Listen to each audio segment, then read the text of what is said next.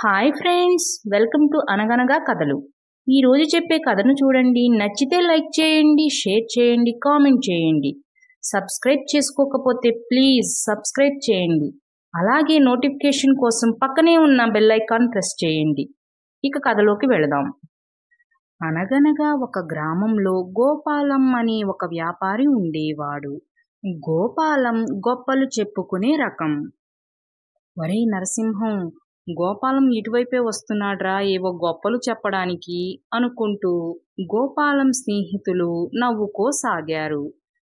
నరసింహం, శివయ్య, నేనెక్కడి నుంచి వస్తున్నానో మీకు తెలుసా అనుకుంటూ అక్కడికి వచ్చాడు గోపాలం. నువ్వెక్కడి నుంచి వస్తున్నావు మాకేం తెలుసు అన్నారు శివయ్య వాళ్ళు. మన రాజుగారిని కలిసి వస్తున్నాను. కలిసి రావడమే కాదు, చాలాసేపు మాట్లాడాను కూడా. గోపాలం అప్పుడప్పుడు వస్తూ ఉండని కూడా అన్నారు. ఎంతైనా రాజుగారితో మాట్లాడాలంటే మనం కూడా గొప్పవాళ్ళం అవ్వాలి. గొప్పవాళ్లతోనే రాజుగారు మాట్లాడేది. అసలు సామాన్యులకు ఆయన దర్శన భాగ్యం కూడా దొరకదు. మేమంటే మా పూర్వీకుల నుంచి రాజవంశానికి చెందిన వాళ్ళం కాబట్టి ఆయన నాతో అంత చనువుగా మాట్లాడతారు. ఈసారి రాజ్యానికి వెళ్ళేటప్పుడు మిమ్మల్ని కూడా తీసుకువెళతాలే. కాస్త దూరం నుంచైనా రాజుగారిని చూద్దూరు. సర్లే గాని, నేనిప్పుడు జమీందారు గారిని కలవడానికి వెళుతున్నా. ఆయన నన్ను రమ్మని కబురు చేశారెందుకో. ఆయన అందరితో మాట్లాడారని మీకు కూడా తెలుసుగా. నన్ను మాత్రం ఎప్పుడు ఇంటికి పిలిచి కాసేపు కూర్చోపెట్టుకుని కబుర్లు చెప్తూ ఉంటారు. సర్లే, నేను వెళ్ళొస్తానే. వెళ్ళొచ్చిన తర్వాత అక్కడేం జరిగిందో వచ్చి మీకు కూడా చెప్తాలే అనుకుంటూ జమీందారు గారింటికి వెళ్ళాడు గోపాలం. అబ్బో, వీడి గొప్పలు వినలేక చచ్చిపోతున్నాంరా. పెద్ద పెద్ద వారితో పరిచయం ఉందని చెప్పుకుంటే వీడి స్థాయి పెరుగుతుందని అభిప్రాయపడుతున్నాడ్రా. అసలు వీడికి రాజుగారు కూడా తెలియదురా. వాడు రాజ్యానికి ఎందుకు వెళ్తున్నాడో తెలుసా శివయ్య? అక్కడ కోశాధికారిగా వీడి బాబాయే పనిచేస్తున్నాడు. ఆ బాబాయిని కలవడానికి వెళ్ళొచ్చినప్పుడల్లా మనతోనేమో రాజుగారిని కలిసొచ్చానని అబద్ధం చెప్తున్నాడు. ఇక జమీందారు గారి సంగతికి వస్తేనేమో ఆయన సంగతి నీకు కూడా తెలుసుగా. ఆయనకు అసలే డబ్బు పిచ్చి, ధనికులతోనే మాట్లాడతారు. మనలాంటి వాళ్ళని కన్నెత్తైనా చూడడు. అలాంటి జమీందారు గారి ఈడిని పిలుస్తారా? వీడే వెళుతున్నాడ్రా. ఏం లేదు, జమీందారు గారి పశువులకు దానా వీడి దుకాణం నుంచే వెళుతుంది. ఆ వంక పెట్టుకుని వీడే వెళ్ళి కావాలని మాట్లాడొస్తూ ఉంటాడు. అసలు జమీందారు గారు ఆ దానా గురించే పట్టించుకోరు. వాళ్ళ పని వాళ్లే చూసుకుంటూ ఉంటారు. అయినా కల్పించుకుని మరీ వెళ్ళి కనిపించి వస్తూ ఉంటాడు. ఇక మనకేమో ఓ గొప్పలు చెప్తూ ఉంటాడ్రా అన్నాడు నరసింహం. అవునా? నేను గోపాలం చెప్పేదంతా నిజమే. గోపాలం చాలా గొప్పవాడు. గోపాలానికి పెద్ద పెద్ద వారితో పరిచయం ఉందని నేను అనుకుంటున్నాను. అంటే ఇదంతా అబద్ధమేనా అని ఆశ్చర్యపోసాగాడు శివయ్య. ఎందుకంటే శివయ్య ఆ ఊరికి కొత్తగా వచ్చాడు. అందుకే గోపాలం గురించి ఇంకా సరిగ్గా తెలియదు. శివయ్య, నువ్వు కొత్తగా వచ్చావుగా, అందుకే నీకేం తెలియటం లేదు. పద, నీకు ప్రత్యక్షంగా చూపిస్తాను అని గోపాలం వెనకే శివయ్యను తీసుకుని జమీందారు గారింటికి వెళ్ళాడు నరసింహం. ఇక గోపాలానికి కనిపించకుండా చాటుగా ఉండి వారి మాటలు వినసాగారు నరసింహం, శివయ్య. జమీందారు గారు బాగున్నారా అనుకుంటూ జమీందారు గారి వద్దకు వెళ్ళాడు గోపాలం. బాగానే ఉన్నాలే. ఇంతకీ నువ్వెవరివి అన్నారు జమీందారు గారు. అదేనండి, నేను గోపాలాన్ని. మాకు దాణా దుకాణం ఉంది. మా దుకాణం నుంచే మీ పశువులకి దాణా వస్తుంది అంటూ తన గురించి చెప్పుకున్నాడు గోపాలం. గుర్తొచ్చిందిలే. ఏంటిలా వచ్చావు? ఏదైనా ముఖ్యమైన పని మీద వచ్చావా అన్నారు జమీందారు గారు. పనేమీ లేదు జమీందారు గారు. ఇలా వెళుతూ మీరు గుర్తొచ్చి మిమ్మల్ని పలకరిద్దామని వచ్చానంతే. దానా ఏమైనా పంపించమంటారా అన్నాడు గోపాలం. ఇదిగో గోపాలం, వాటి గురించి నాకు అసలు ఏమీ తెలియదు. మా పని వాళ్ళు వచ్చి తీసుకుంటారులే, కావాలంటే వెళ్ళు అన్నారు జమీందారు గారు కాస్త విసుగుగా. సరే జమీందారు గారు అనుకుంటూ వెనుతిరిగి వెళ్ళిపోయాడు గోపాలం. చూసావుగా శివయ్య, వాడు మనకేం చెప్పొచ్చాడు, ఇక్కడికొచ్చేం చెప్తున్నాడో. ఇది వీడి నిజస్వరూపం. ఇక మన దగ్గరకు వచ్చేమో ఎన్ని గొప్పలు చెప్తాడో చూడు. నేనే గొప్ప, నాతోనే అందరూ మాట్లాడతారన్నట్టు అన్నాడు నరసింహం. ఈడి పిచ్చి బాగా అర్థమవుతుంది. వీడి పిచ్చిని ఉపయోగించుకుని నేను బాగుపడాలరా అన్నాడు శివయ్య. ఎలాగురా అన్నాడు నరసింహం. ఎలాగో చూపిస్తా పద అని గోపాలం వద్దకు వచ్చి, గోపాలం, జమీందారు గారింటికి వెళ్ళొచ్చావా? ఆయన ఉన్నారా ఇంటి దగ్గరే అని అడిగాడు శివయ్య. వెళ్ళొచ్చాను. నాతో ముఖ్యమైన విషయం మాట్లాడడం కోసమేగా నన్ను రమ్మంది. అందుకే ఆయన ఇంటి దగ్గరే ఉన్నారు. నాతో ఆ ముఖ్యమైన విషయం కూడా మాట్లాడారు అని గొప్పగా చెప్పాడు గోపాలం. అవునవును, ఈ రోజంతా ఇంట్లోనే ఉంటానని నాకు కూడా కబురు పంపించారులే.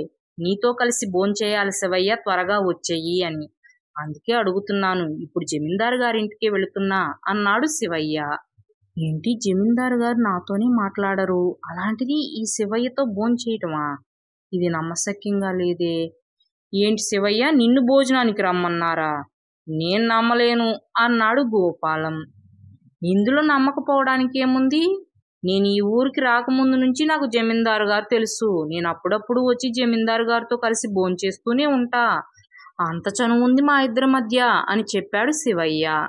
అదేంటి, జమీందారు గారు నా లాంటి ధనికుడితోనే మాట్లాడరు, ఇక శివయ్య లాంటి పేదవాడితో ఎలా మాట్లాడతాడు? ఇది నేను నమ్మను. కావాలని ఏదో అంటున్నట్టున్నాడు. ఆయన మాట్లాడితే గీట్లాడితే నాతోనే మాట్లాడాలి, అంతేగాని ఈ శివయ్యతో మాట్లాడడం ఏంటి? నేను ఒప్పుకోను అని మనసులో అనుకుని, శివయ్య, నువ్వు కావాలని అబద్ధం చెప్తున్నావు కదూ? జమీందారు గారి సంగతి నాకు తెలుసు. ఆయన నాలాంటి వాళ్లతోనే మాట్లాడతారు, నీలాంటి వాళ్ళతో అసలు మాట్లాడరు. నువ్వు కావాలని అబద్ధం చెప్తున్నావు కదూ అన్నాడు గోపాలం. గోపాలం, నాకు అబద్ధం చెప్పాల్సిన అవసరం ఏముంది? కావాలంటే వచ్చి చూసుకో.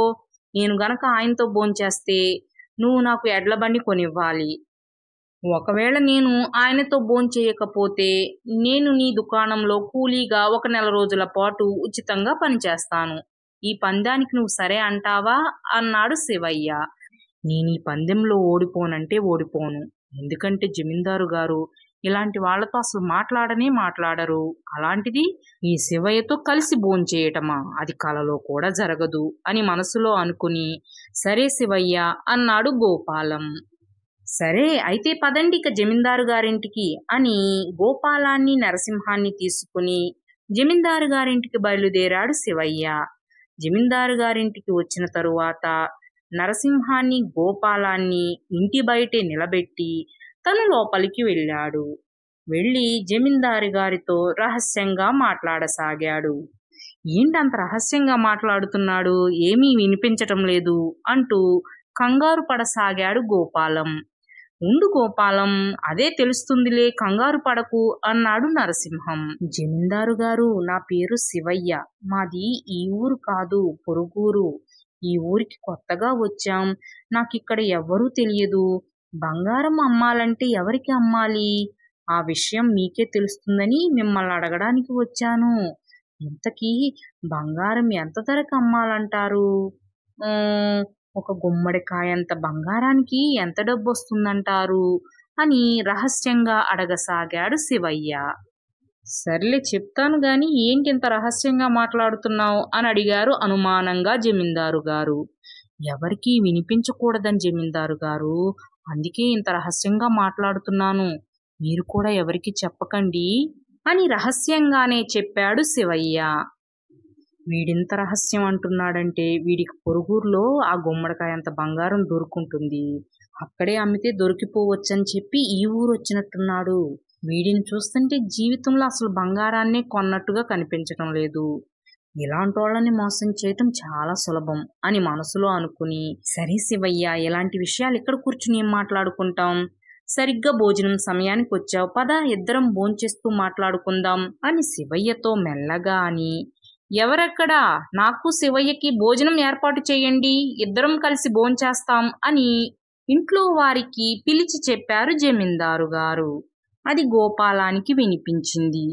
అంటే ఈ శివయ్య చాలా గొప్పవాడు, ఈ శివయ్య చెప్పిందంతా నిజమే, ఈ జమీందారు గారు నాతోనే మాట్లాడరు అని బాధపడుతూ అక్కడే నిలుచునుండిపోయాడు గోపాలం. ఇక శివయ్య లోపలికి వెళ్లి జమీందారు గారితో భోంచేశాడు. భోంచేస్తున్నంతసేపు ఆ బంగారం గురించి మాట్లాడలేదు జమీందారు గారు. ఇక భోజనం అయిపోయిన తరువాత, ఇప్పుడు చెప్పు శివయ్య, ఆ బంగారం నీకెక్కడిది? ఇక్కడెవ్వరూ లేరు, భయపడకుండా నిజం చెప్పు అని అడిగారు జమీందారు గారు. ఏ బంగారం జమీందారు గారు అన్నాడు శివయ్య. అదే శివయ్య, ఇందాక అమ్ముతానన్నావు కదా గుమ్మడికాయంత బంగారం, అది దాని గురించి అని అడిగారు జమీందారు గారు. అదా, నా దగ్గర ఏం బంగారం లేదు, కాకపోతే నాకు సందేహం వచ్చింది, గుమ్మడికాయంత బంగారం అమ్మితే ఎంత డబ్బు వస్తుందా అని. అది మీకైతే తెలుస్తుందని మిమ్మల్ని అడగడానికి వచ్చాను అంతే అని చావు కబురు చల్లగా చెప్పినట్టు చెప్పాడు శివయ్య. ఇక జమీందారు గారికి కోపం ముంచుకు వచ్చింది. ఏం నాటకాలు ఆడుతున్నావా?